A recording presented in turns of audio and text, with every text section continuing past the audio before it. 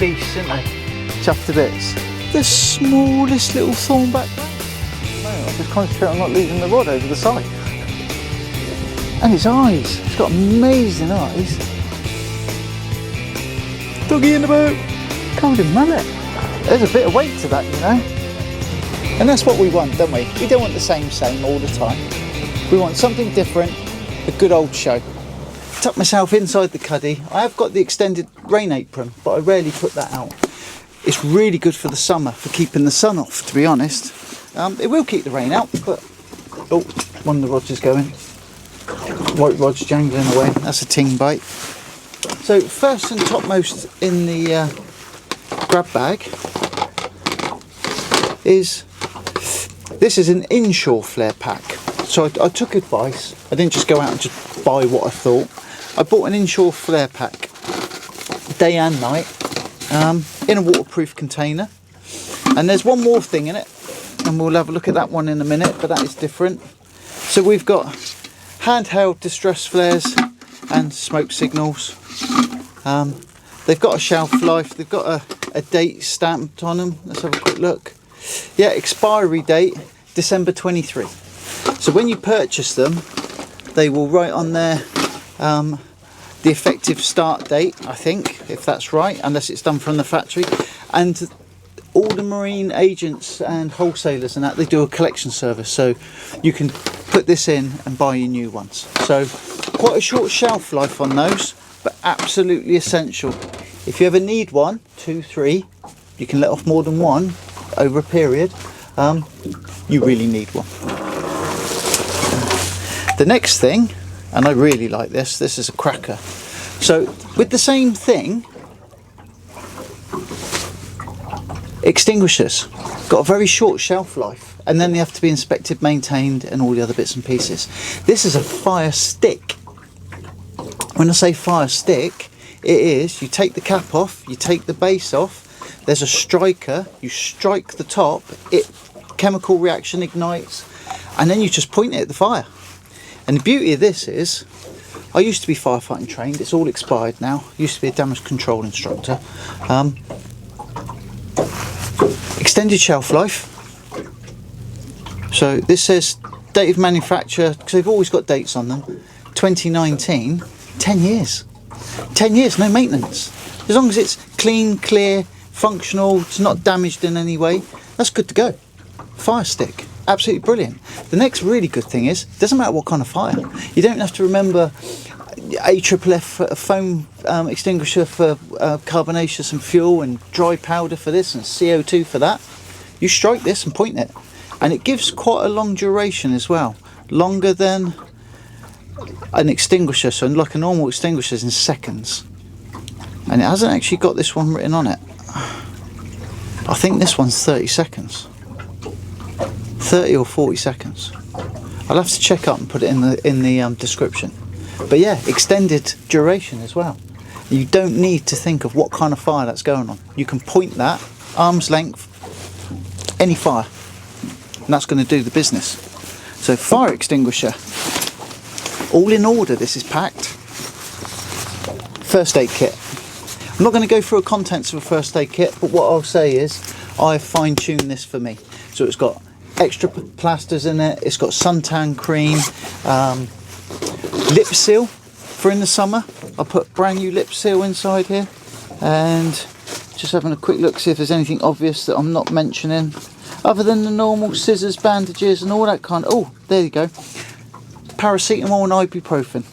So I bought from the supermarket, extra pack of paracetamol and ibuprofen. There's nothing worse than being out on the water, getting a headache, probably because you haven't drunk enough or you've been in the sun. At least that way you can take a couple of paracetamol, chug half a bottle of water, get it in your system, get it going. And what else we got? For emergencies, in case you get caught out at sea, always got a bucket, always got a kitchen roll or loo roll. You never can tell. A pack of fix everything, tie wraps. And with tie wraps you should have black masking tape as well, but I haven't got any.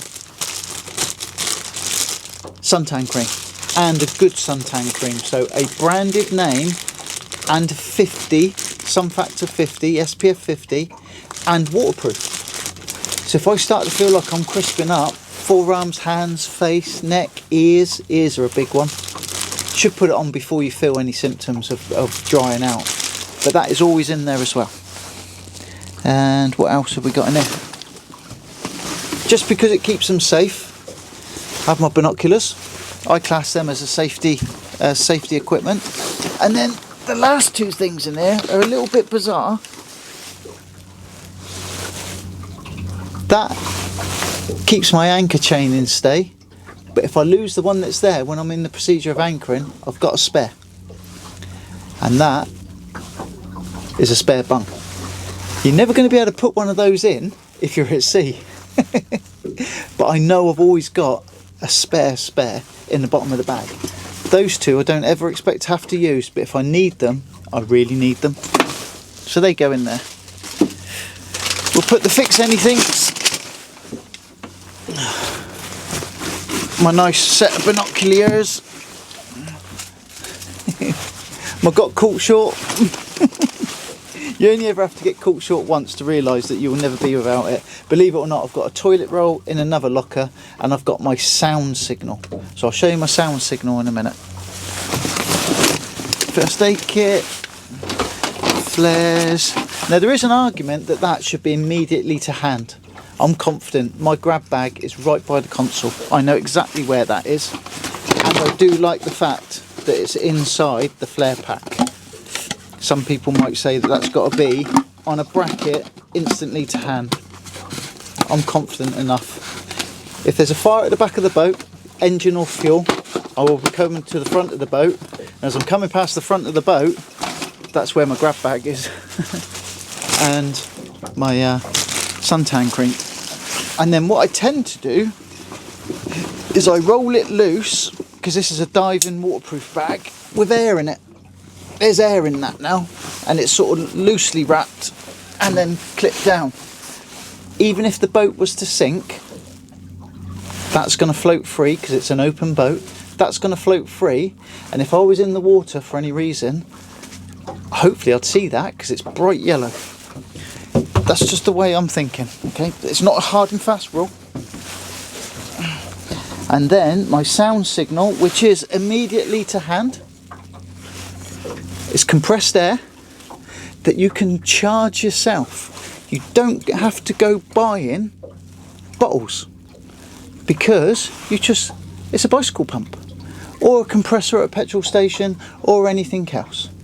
And it's loud. I'm not going to do it now because I don't want to deplete it. That's fully charged, that's good to go. And then in this locker, I wasn't lying, emergencies, all wrapped up. I've always got bottles of water. Got bottles of water everywhere. I should have a bit of a tidy up actually. Half drunk bottles of water.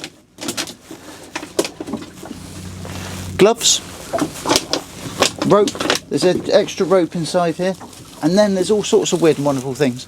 Rubbish bags. I always bag up all my rubbish as I go along. And then when I leave the boat, I take one bag of rubbish and that goes in the bin.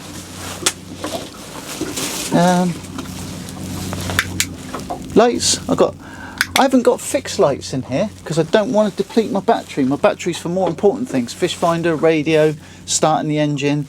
I've got dual batteries, dual charger unit and all that kind of stuff. But lighting can deplete your battery and it's uncontrolled, you know. You sort of deplete your battery and you're like, oh, now what? I like to have battery lighting, and I've got more than one. I've got fitting units on the deck head, on the roof of the boat. There's a light there, look. Battery, spare one. Got spares of everything. Underneath the seats, I've got things like a complete spare fuel line with the plugs at either end for my outboard, for my fuel tanks. I've got spare components for the fuel tanks, little washers and things like that. I've got a bag of odds and ends, bits and pieces. I'm never going to be doing major repairs on an engine. I've paid a lot of money for the engine and I pay a lot of money to have it serviced by professionals. I don't carry on auxiliary. Now that, some people might not like that either. But most bigger boats with diesel inboards, they don't carry auxiliaries either. What I do carry is a spare anchor. So I've got 2 full anchor setups. 1 anchor, chain and warp, anchor warp, and another complete set minus the chain. So it is a rough ground anchor, grapnel, and then between the pair of them I've got enough for at least 3 anchorages in the depth of water that I'd ever be in. And the reason why I've got that is that any of that I can give to someone else as well. Same with all the other duplicates of everything I got. If my buddy that's in the boat behind at the moment, or to one side, having trouble with his fuel line, I can either give him a fuel tank, I can give him a fuel line, I've got plenty of rope, I've got spare anchors, and everything else. He's welcome to anything that I've got. Likewise, anyone that radios through and is in distress, they're welcome to anything and everything. And I think really that covers most of it. Oh, and a fish measure. Got to stay legal, so I will mention that as well. I have a fish measure, albeit a small one, because it's only ever the grey area for me, in my mind, is the smaller species. I don't tend to keep many fish, to be honest. I keep the occasional one for the table, but it's not high on my list. And warm clothing.